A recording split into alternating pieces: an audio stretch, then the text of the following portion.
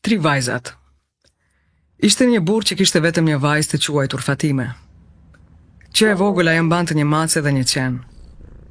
Nëna dhe babai i saj u kujdesën për të. E edukuan me shumë dashuri dhe i mësuan ndershmërinë dhe respektin për njerëzit e tjerë. Fatimja u rrit, u bë një vajzë shumë e bukur dhe e pëlqenin shumë djem. Kështu në të njëjtën ditë dhe në të njëjtën orë, erdhën tre veta për t'i kërkuar asaj të bëhej nuse. Babai dhe nëna e Fatimës i pritën të ftuarit një lloj dhe i ftuan me respekt dhe përkujdesje. Ata u ulën dhe filluan të flisnin për jetën, punën dhe fëmijët. Pas pak njëri prej tyre tha: "E po, është koha të them sepse kam ardhur." "Po, kam ardhur të kërkoj vajzën tuaj për djalin tim." Babai tha menjëherë: "Do ta jap me kënaqësi." Mirë po, ndërsa burri i dytë tha të njëjtën gjë, babai i sjellshëm nuk arriti të thoshte jo. "Do të ishte i lumtur të jepja vajzën time," u përgjigj ai. I treti tha: "Edhe unë në emër të Zotit erdha të kërkoj vajzën tuaj si nuse për djalin tim." Dhe përsëri, babai ishte aq i lumtur sa tha pa u menduar: "E po me kënaqësi do t'ua jap." Të tre ishin njerëz të mirë, po ashtu dhe djemt të tyre. Kështu që babai nuk mund t'i thoshte jo askujt, por kishte vetëm një vajzë, sikur të kishte ajo dy motra. Të ftuarit u ngritën, e falenderuan baban, uruan njëri tjetrin dhe më pas erdhi koha që nuset të dilnin dhe t'i përshëndesnin të ftuarit, duke ia puthur dorën. Tër siklet babai shtrëngoi dhëmbët. Sa kaq, doli Fatimja e pasaj dhe dy vajzat e tjera që dukeshin njësoj si ajo, secila duke puthur dorën e mysafirëve. Babai mbeti pa fjalë. Ai mezi arriti të shqiptonte disa fjalë para se të ftuarit të shkonin në shtëpi tër gaz. Më pas, ai shkoi në dhomën e Fatimës për të sqaruar çështjen. Nga kishin ardhur dy vajzat e tjera. Hyri brenda dhe pa tri vajza duke qeshur, të gëzuara teksa luanin me njëra tjetrën.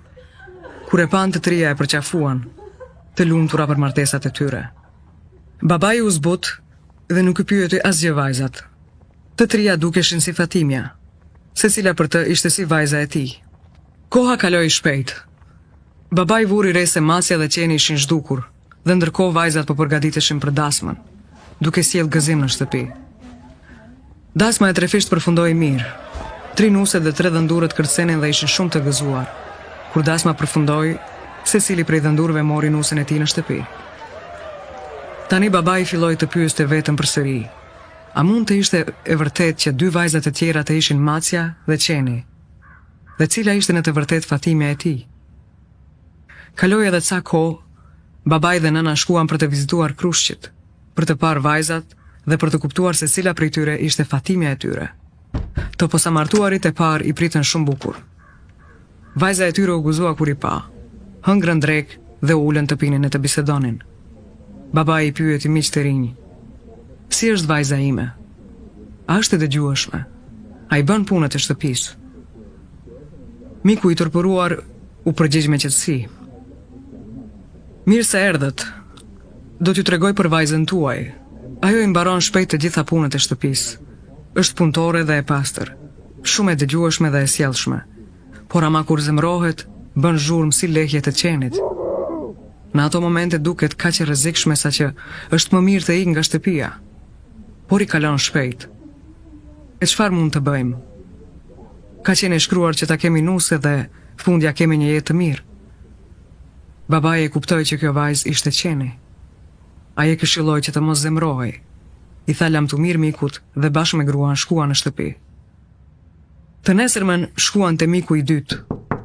Edhe ata i pritën bukur. Vajza e tyre u gëzua kur i pa. Babai e pyeti: miku im, si është vajza ime? A është e dëgjueshme? Miku ju përgjigj: është një vajzë shumë e mirë. I kryen të gjitha punët. Është një krijesë kaq e butë sa që na bën të gjithëve për vete. Vetëm se ndonjëherë zemrohet dhe atëherë na duket se mund të na nxjerrë syt. Megjithatë, ajo është lumturia jon.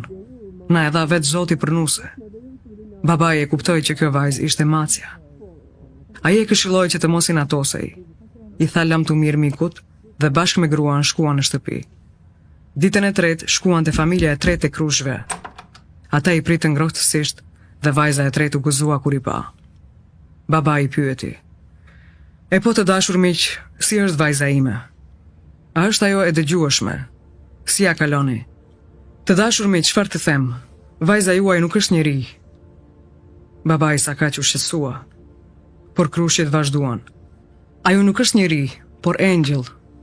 Aq e mirë, punëtore dhe e zgjuar se nuk kemi fjalë për ta përshkruar.